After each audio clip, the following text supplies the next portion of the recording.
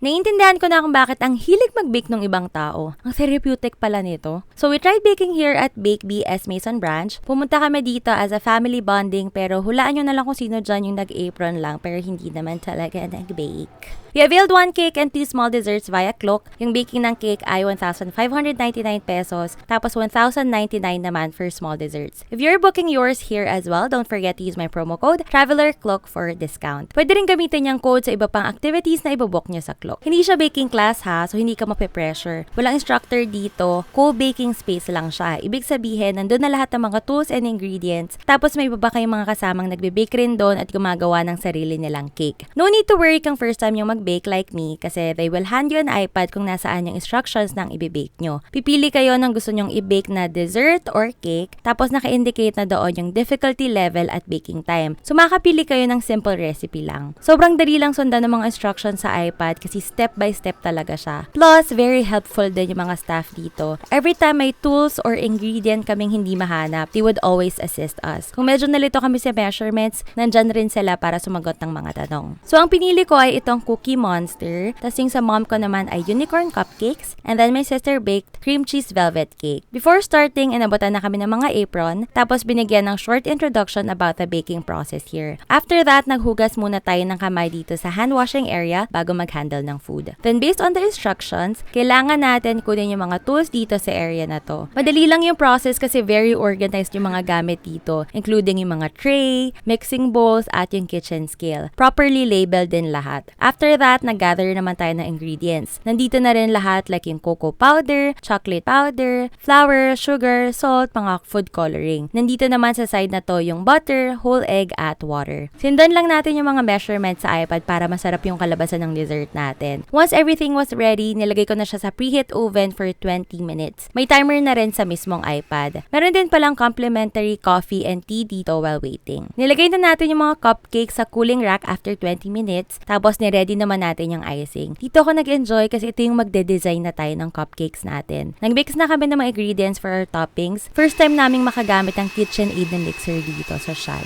After that, kumuha na ako ng iba pang mga tools dito sa kabilang side. Kasama na yung scissors, tweezers, sieve, at mga piping bags. And there, after 3 hours, nabuo na natin yung Cookie Monsters natin. Pinalamig ko na lang sa ref for a few minutes bago ilagay sa packaging niya. At ito na nga yung mga naging finished product namin. We were so happy with the outcome. Hindi lang siya basta aesthetic, masarap rin talaga yung kinalabasan ng recipe. If you're planning to come here as well, book your tickets on Klook, choose your date and time. I suggest before 6:30 p.m. kayo pumunta kasi after that, limited na lang yung pwede nyong pagpilian na mga cakes and desserts. Ang pwede na lang ay yung mga 2.5 hours or less kasi magsasara sila ng 10 p.m. Mas advisable din na weekdays kayo pumunta para mas konti ang tao. Kung dalawa kayong gusto magtulungan sa cake, may option rin na mag-bake ng cake or dessert na dalawahan. Meron ding apatan. Take note lang na isa lang yung product na gagawin nyo dyan ha. Pwede nyo rin isama yung kids nyo if they are 6 years old and above. After booking on Klook, send your confirmation number to Bakebe for scheduling. Mas mabilis sila mag-reply sa messenger kaysa sa email. On the day of your schedule, punta lang kayo sa S. Mason sa MOA. Mas accessible siya from Coral Way Street sa tapat lang ng National University adjang ng Hotpot.